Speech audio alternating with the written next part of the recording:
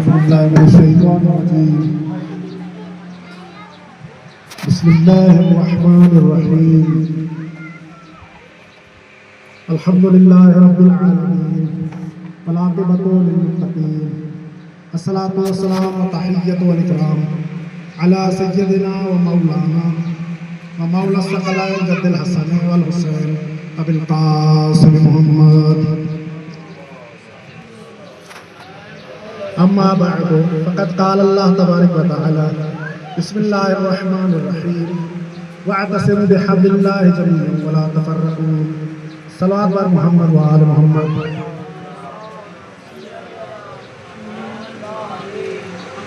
سب سے پہلے تمام معززین کو اس عظیم الشان پروگرام میں خوش آمدید کہتے ہیں. یہ پروگرام جیسا کہ آپ سب جانتے ہیں رہبر انقلاب حضرت آیت اللہ العظمیٰ روح اللہ خمینی کی برسی کی مناسبت سے منعقد کیا جا رہا ہے.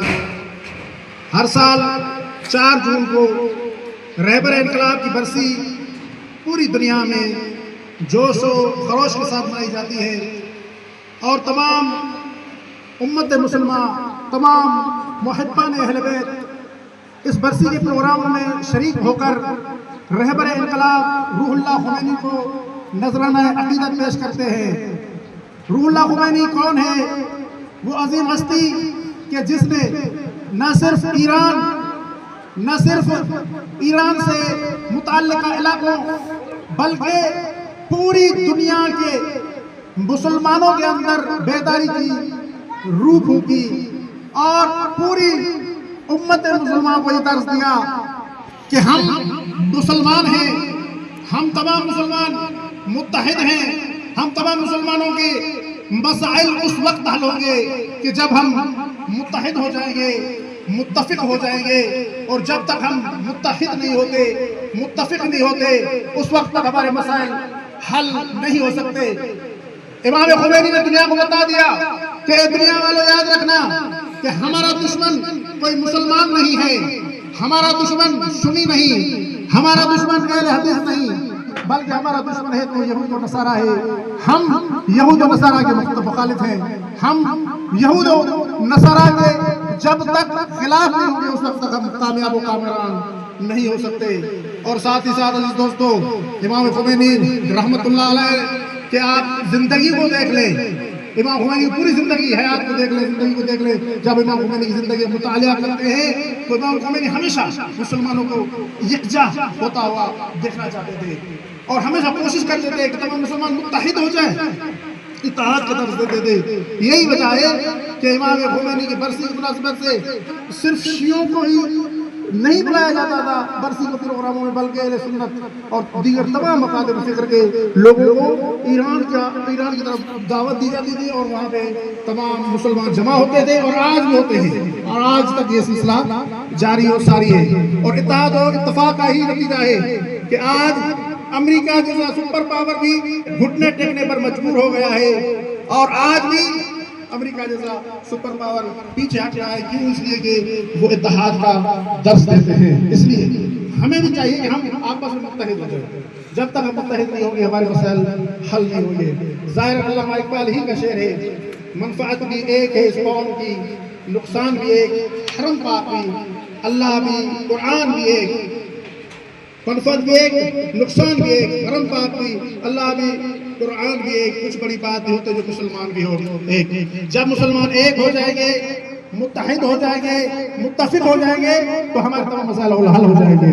ہمارے جو بھی مسائل ہیں جیسا کہ شیرازی صاحب نے کہا، مسئلہ چاہے کشمیر کا مسئلہ ہو، مسئلہ چاہے فلسطین کا مسئلہ ہو، مسئلہ چاہے افغانستان کا مسئلہ ہو یا ایران کا مسئلہ ہو یا پاکستان کا مسئلہ ہو، یہ تمام مسائل تب حل ہوں گے جب ہم متفق ہوں گے، جب ہم متحد ہوں گے.